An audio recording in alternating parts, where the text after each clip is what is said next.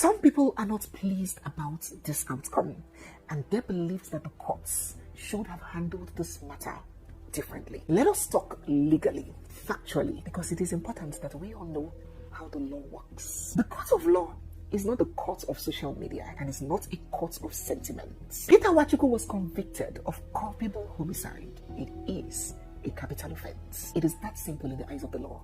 The law is very explicit. The penal code under section 221 clearly stated that the punishment for culpable homicide is death, and the judiciary's role is to interpret and apply the laws that the legislators have made based on the facts and the evidence presented before it. So if there are any displeasures nursed, that displeasure should be channeled to the legislators, not the courts and not the judiciary. It should be channeled to the lawmakers, not the law appliers. It's just like you ordered a meal from a restaurant and you use the dispatch rider, the dispatch guy brings it, and you are seeing that the food that they gave you, it didn't taste good, it wasn't your expectations, and you start taking it out on the dispatch rider that doesn't work for the restaurant, and you start fighting him and shouting at him and holding his shirt. No, he is just a deliverer, he is just a messenger. So the courts apply the law, the legislators make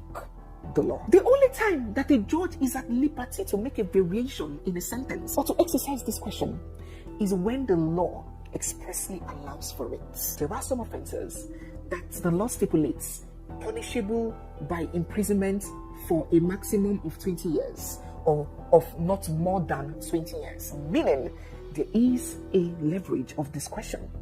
There is an opportunity to exercise discretion. So the judge can pass a sentence of all these years but not exceeding what is stipulated by law, which is 20 years. So the judge in that case can exercise the discretion and give 10 years or give 5 or give 1 year or give 20 years the maximum sentence.